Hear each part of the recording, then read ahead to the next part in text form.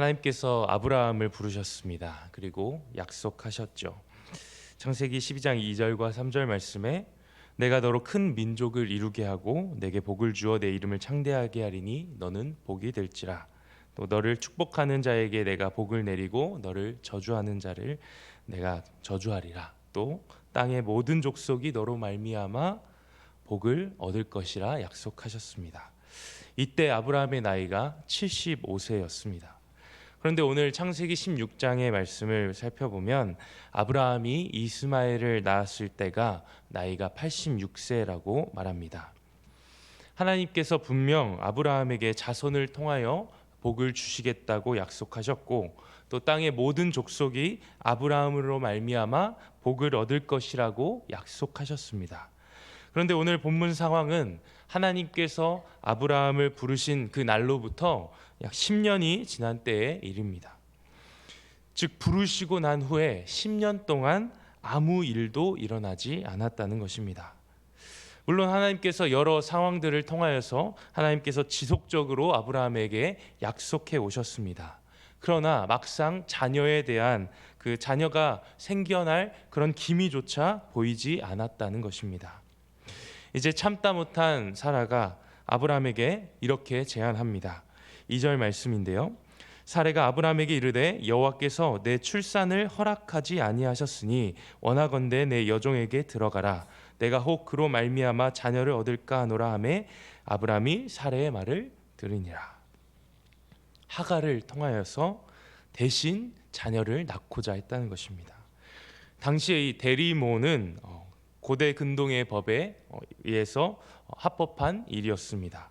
그러니 사라는 아무런 여자를 데려다가 아브라함에게 주기보다는 차라리 자신의 여종인 하갈을 대리모로 세우는 것이 더 낫다라는 생각으로 아브라함에게 제안합니다. 지금 상황에서 할 수 있는 최선이라고 생각하며 이 일을 했다는 것입니다.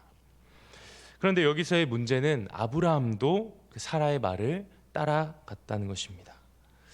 아브라함이 왜 이러한 선택을 했을까요? 아브라함 또한 사라를 통하여서 자식을 낳을 수 있겠다는 그 기대가 전혀 없었기 때문입니다. 15장의 말씀을 살펴보면 하나님께서 아브라함에게 축복하십니다. 두려워하지 말고 내가 너의 방패가 되겠고 너는 너의 지극히 큰 상급이다. 하나님께서 아브라함을 축복하시는데 아브라함이 그 축복의 반응에 대해서 이렇게 반응합니다. 창세기 15장 2절 말씀. 아브라함이 이르되 주 여호와여 무엇을 내게 주시려 하나이까? 나는 자식이 없사오니 나의 상속자는 이 다메섹 사람 엘리에셀이니이다. 어떤 말인가요? 하나님 무슨 말씀이세요? 그런 말뿐인 축복은 더 이상 필요 없습니다. 자식을 주셔야죠. 자식이 없는데 무슨 복이 있겠습니까? 차라리 이 집에서 길러진 엘리에셀을 나의 상속자로 삼겠습니다. 그를 통하여 복을 주십시오. 축복의 약속 앞에서도 아브라함은 다소 냉담한 반응을 보였다는 것입니다. 마치 아브라함이 하나님 제가 참을 만큼 참았습니다 말하는 것 같았습니다. 하나님의 약속을 이제 온전히 신뢰하지 못했습니다. 그래서 사라가 하갈을 통해 자식을 낳고자 할 때 아브라함은 거부하지 않습니다. 사라의 말대로 하갈을 통하여서 아들을 낳게 됩니다. 그러나 우리가 잘 알듯이 하갈을 통하여서 낳은 이 아들 이스마엘은 하나님이 약속하신 그 자녀가 아니었습니다. 아브라함은 하나님의 약속을 더 기다려야 했습니다. 그 날이 언제인지 모르고 또 하나님의 약속이 언제 이루어질지 모름에도 하나님의 약속을 굳건하게 붙잡으며 더 기다려야 했다는 것입니다. 하지만 아브라함은 그 기다림에 실패하고 맙니다. 인간적인 방법으로 하나님의 약속을 이루고자 했습니다. 그런데 이상한 것은 오늘 말씀을 살펴보면 하나님께서 이 인간적인 방법으로 태어난 아들 이스마엘 또 인간적인 방법으로 아이를 낳은 하갈 이 둘을 하나님께서 돌보고 계심을 우리가 살펴볼 수 있습니다. 사라의 학대를 피해서 도망친 하갈에게 하나님께서 찾아가십니다. 16장 8절 말씀에 이르되 사라의 여종 하갈아 내가 어디서 왔으며 어디로 가느냐 물으십니다. 하나님은 하갈을 찾아가시며 그를 위로하시고 만나십니다. 결국은 하갈을 사라에게로 다시 돌아가게 하십니다. 하갈과 이스마엘을 또 축복하시는데요. 창세기 16장 10절과 11절 말씀입니다. 여호와의 사자가 또 그에게 이르되 내가 내 씨를 크게 번성하여 그 수가 많아 셀 수 없게 하리라. 여호와의 사자가 또 그에게 이르시되 내가 임신하였은즉 아들을 낳으리니 그 이름을 이스마엘이라 하라. 이는 여호와께서 내 고통을 들으셨음이니라. 하나님이 친히 그 아들의 이름을 지어주십니다. 이스마엘, 곧 하나님께서 여호와께서 내 고통을 들으셨다라는 그 뜻의 이름을 주십니다. 오늘 본문에서 하갈은 엘로이, 나를 살피시는 하나님을 만나게 됩니다. 조금 이상하지 않습니까? 우리는 보통 하갈과 이스마엘이 하나님으로부터 버려진 자라고 생각할 때가 있습니다. 그러나 하나님은 그들을 축복하고 계십니다. 이스마엘이 번성하게 되고 이스마엘을 통하여서 셀 수 없는 자녀들이 생겨날 것이라는 그 하나님이 하신 약속을 우리가 오늘 보게 됩니다. 하나님 도대체 왜 이스마엘을 축복하고 계실까요? 인간의 뜻으로 난 이 아들을 왜 하나님께서 축복하고 계시는 것일까요?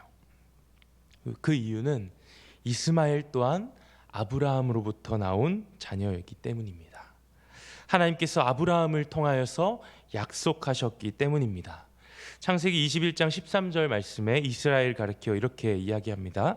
나는 그러나 여종의 아들도 내 씨니 내가 그로 한 민족을 이루게 하리라 하신지라. 그도 분명 아브라함으로부터 나온 한 씨, 한 자녀라고 이야기합니다. 하나님께서 아브라함에게 그 땅의 모든 족속이 너로 말미암아 복을 얻을 것이다 약속하신 것처럼 이스마엘을 통하여서도 하나님께서 그 아브라함에게 하신 약속을 이어나가고 계십니다. 그러나 우리가 잘 알듯이 이스마엘은 하나님이 약속하신 자녀가 아니었습니다. 갈라디아서 4장의 말씀을 보면 사도 바울이 하갈과 사라에 빗대어 두 가지 언약을 우리에게 소개하고 있습니다. 갈라디아서 4장 24절 말씀에 이것은 비유이니 이 여자들은 두 언약이라 하나는 신의 산으로부터 종을 낳은 자니 곧 하갈이라. 하갈을 이렇게 설명하고 있습니다. 신의 산에서 종을 낳은 하갈, 곧 율법을 이야기하고 있는 것입니다. 또 하나는 자유인으로서 하나님의 약속을 따라 낳은 새 언약의 중보자, 곧 예수 그리스도를 가리키고 있습니다. 육체로 낳은 자녀와 또 약속을 따라 낳은 자녀를 오늘 사도 바울이 갈라디아서를 통하여서 설명하고 있다는 것입니다. 오늘 본문으로 돌아와서 이스마엘이 하나님으로부터 축복을 받게 되는데 그럼에도 그는 결코 하나님의 유업을 약속을 받는 자녀가 아니었습니다. 갈라디아서 4장 30절 말씀에 이렇게 이야기합니다. 그러나 성경이 무엇을 말하느냐? 여종과 그 아들을 쫓아내라. 여종의 아들이 자유 있는 여자의 아들과 더불어 유업을 얻지 못하게 하리라. 하나님께서 신의 산에서 이스라엘 백성들에게 율법을 주셨죠. 그리고 율법을 통해서 하나님의 백성들이 살아갈 그 지침들을 말씀하십니다. 분명 율법도 하나님께서 주신 말씀이라는 것입니다. 그러나 율법은 결코 사람을 구원하지 못합니다. 율법은 사람을 구원하는 기능이 있는 것이 아니라 율법에는 우리가 죄인임을 깨닫게 하는 기능이 있습니다. 우리가 구원을 받을 수 없는 죄인이기 때문에 우리는 우리를 구원하실 한 구원자를 바라게 하는, 우리의 죄를 깨끗하게 하실 분이 필요하다는 사실을 율법이 깨닫게 하는 것입니다. 그분은 육체를 따라 난 것이 아니고 오직 하나님의 약속을 통하여서 이 땅 가운데 오신 예수 그리스도를 말하는 것입니다. 율법 또한 바로 예수 그리스도를 바라보게 한다는 것입니다. 그래서 누가복음 24장 말씀에 예수님께서 율법과 모세의 율법과 선지자의 글과 시편의 나를 가리켜 말씀하신 그 기록된 모든 말씀이 이루어져야 한다고 이야기하고 있는 것입니다. 오늘 본문으로 돌아와서 사라를 피해 도망친 하갈을 향하여서 하나님께서 내 주인에게로 돌아가라 말씀하십니다. 9절 말씀인데요. 여호와의 사자가 그에게 이르되 내 주인 여주인에게로 돌아가서 그 수하에 복종하라. 그렇게 하갈이 다시 사라한테 돌아가게 되죠. 그러나 그녀가 계속해서 그곳에 머물러 살았던 것이 아닙니다. 하갈과 이스마엘은 결국 쫓겨나게 됩니다. 언제 쫓겨나게 됩니까? 이삭이 젖을 뗄 때. 약속의 자녀가 그 땅에 태어남으로 하갈과 이스마엘은 쫓겨나게 되는 것입니다. 성도 여러분, 하나님은 이처럼 약속을 따라 행하시는 분이십니다. 오늘 아브라함과 사라가 큰 실수를 범했습니다. 여종을 통하여서 이스마엘을 낳았고 자신의 생각과 자신의 판단으로 그 여종을 통하여서 아들을 낳습니다. 그러나 그럼에도 하나님께서 이스마엘을 축복하시고 하나님께서 아브라함에게 하셨던 그 약속을 기억하십니다. 더 나아가서 아브라함에게 하신 그 약속을 지키시기 위해서 이스마엘을 축복하셨다는 것입니다. 그러나 그럼에도 불구하고 그는 하나님께서 의도하시고 하나님께서 뜻하신 약속의 자녀가 아니었습니다. 결국 약속의 자녀가 태어났을 때 쫓겨나게 되는 것입니다. 하나님께서는 범죄한 인간을 구원하시기 위해서 약속하십니다. 그리고 그 약속을 통하여서 예수 그리스도를 우리에게 보내주셨습니다. 그를 통해 죄인인 우리가 구원받을 수 있는 그 유일한 길을 여셨다는 것입니다. 이제 누구든지 그를 믿는 자마다 영생을 얻게 하시겠다 약속하십니다. 약속의 자녀가 이 땅에 오심으로 우리는 더 이상 육체의 것들, 우리의 힘과 우리의 노력으로 하고자 하는 모든 수고들을 내려놓게 됩니다. 율법을 통해 행위를 통해 구원받고자 하는 모든 노력이 헛되다는 사실을 우리가 인정하고 내려놓게 됩니다. 때론 우리의 삶에 하나님의 약속이 더디게 느껴질 때가 있습니다. 하나님 분명 우리와 함께 하시겠다 약속하셨는데, 하나님 우리를 도우시겠다 약속하셨는데 하나님의 약속이 없는 것처럼, 우리에게 하나님의 함께 하시지 않는 것처럼 느껴질 때가 있다는 것입니다. 나의 상황을 살펴볼 때, 나의 환경을 살펴볼 때 하나님을 의심할 때가 있다는 것입니다. 그러나 하나님은 분명 약속을 따라 행하시는 분이십니다. 하나님은 약속에 신실하신 분이십니다.